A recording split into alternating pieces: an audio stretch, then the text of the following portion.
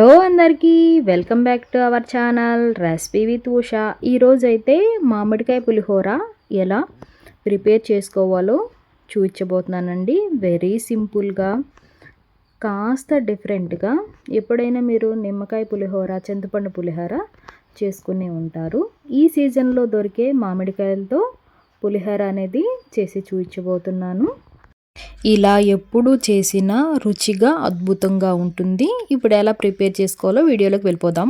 మామిడికాయ పులిహోరకి కావాల్సిన పదార్థాలు: 1 కప్పు బియ్యము, మామిడికాయ, కరివేపాకు, జీడిపప్పు, పచ్చి వేరుశనగ గుళ్ళు, పోపు దినుసులు, మెంతులు, మిరియాలు, పచ్చిమిరపకాయలు, ఎండుమిరపకాయలు, ఉప్పు, పసుపు, కరివేపాకు.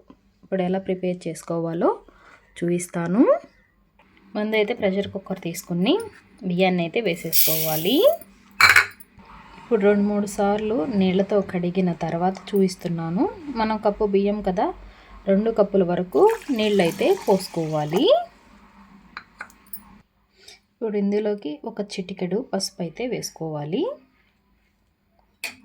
పసుపు వేసుకు మూత అయితే పెట్టుకుని స్టవ్ పైన 3 విజిల్స్ అయితే కుక్ చేసుకోవాలి. మామిడికాయ అయితే ఇలా చెక్కు తీసేసుకుని తురిమేసుకుందాము. ఇలా తురుముకుని పక్కకి పెట్టేసుకుందాము. మనం తీసుకున్న కప్పు బియ్యానికి 1 కాయ అయితే కరెక్ట్గా సరిపోతుంది. ప్రెషర్ కుక్కర్ ఆవిరిపోయిన తర్వాత చూపిస్తున్నాను, చూడండి. ఇప్పుడైతే ఒకసారి కలుపుకుందాము. అన్నం అనేది చల్లారుతుంది అన్నమాట. ఇప్పుడు ఇది పక్కకు పెట్టేసుకుందాము. ముందుగా అయితే స్టవ్ వెలిగించుకుని ఒక కడాయి అయితే పెట్టుకోవాలి.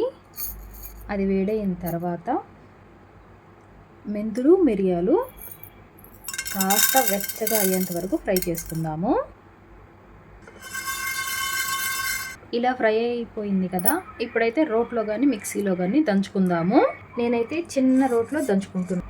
ఇది పొడి చేసుకుని పక్కకైతే పెట్టేసుకుందాము. అదే కడాయిలోకి 2 టేబుల్ స్పూన్ల ఆయిల్ వేసుకోవాలి. ఆయిల్ అనేవి వేడైన తర్వాత ముందుగా వేరుశనగ గుళ్ళు అయితే వేసుకుందాము. ఎందుకంటే ఇవి పచ్చివి కాబట్టి ఇవి వేసుకుందాము. ఇవి కాస్త కలర్ వచ్చిన తర్వాత పోపు దినుసులు అయితే వేసుకోవాలి. వేరుశనగ గుళ్ళు ఇలా వేగిపోయినాయి కదా, ఇప్పుడైతే పోపు దినుసులు వేసుకుందాము. ఆవాలు, జీలకర్ర, మినప్పప్పు, పచ్చెనపప్పు వేసుకుని ఒకసారి అయితే కలుపుకోవాలి.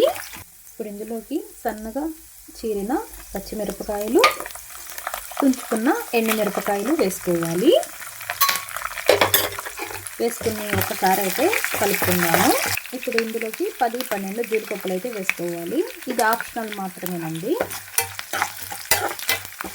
వేసుకుని ఒకసారి కలుపుకోవాలి.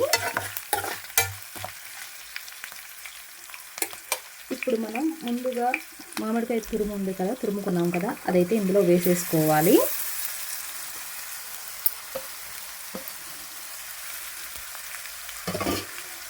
వేసుకుని ఒకసారి అయితే కలుపుకోవాలి.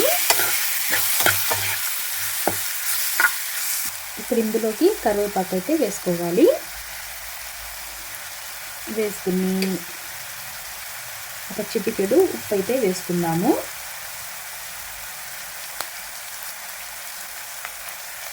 వేసుకుని ఒకసారి అయితే కలుపుకోవాలి. ఇలా వేగిన తర్వాత ఇప్పుడు స్టవ్ అయితే ఆఫ్ చేసుకుందాము. అన్నం చూడండి చాలా పొలుగు. ఇప్పుడు ఈ పోపు అంతా ఇందులో వేసేసుకోవాలి.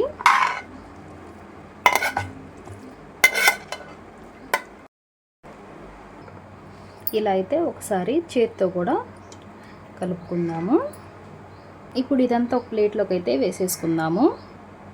ఇలా వేసుకొని ఒకసారి అయితే కలుపుకుందాము. చూడండి ఎంత చక్కగా కలిసిందో. ఇప్పుడైతే మనము మెంతులు, మిరియాలు దంచి పెట్టుకున్నాం కదా, ఆ పొడి అయితే ఇందులో వేసేసుకోవాలి.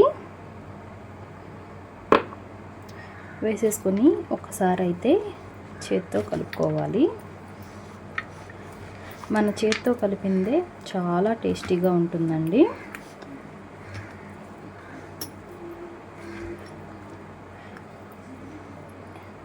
మీరు ఎప్పుడు చేసినా ఇలా చేసుకోండి. మామిడికాయ పులిహోర అనేది చాలా అంటే చాలా బాగుంటుంది. ఇలా కలుపుకొని ఒక 10 నిమిషాలు అయితే పక్కకు పెట్టేసుకుందాము. మామిడికాయ తురిమిది అన్నానికైతే పట్టుకుంటుంది పులుపు అనేది. ఇలా మామిడికాయ పులిహోరని మీరు కూడా ఒకసారి ఇలా ట్రై చేయండి. మనం రుచి చూడకుండానే పర్ఫెక్ట్గా ఇలా మామిడికాయ పులిహోరని చేసుకోవచ్చు. దేవుడికి ప్రసాదం లాంటి ప్రిపేర్ చేసుకుంటాం కదా, అలాంటప్పుడు ఈ కొలతలతో చేసుకుంటే మామిడికాయ పులిహోర సింపుల్గా చాలా బాగుంటుందన్నమాట. మెంతులు వేసాం కదా అని చేదు వచ్చిద్దని అనుకోవద్దండి. మెంతులు మిరియాల వల్ల చాలా టేస్టీగా ఉంటుంది ఈ పులిహోర. మీరు కూడా ఒకసారి ఇలా ట్రై చేయండి. నా వీడియో నచ్చితే లైక్ చేయండి, సబ్స్క్రైబ్ చేయండి, కామెంట్ చేయండి. మీదైనా రెసిపీ కావాలంటే కామెంట్ సెక్షన్లో అడగండి. మరొక రెసిపీతో మీ ముందు రెసిపీ విత్ ఉషా.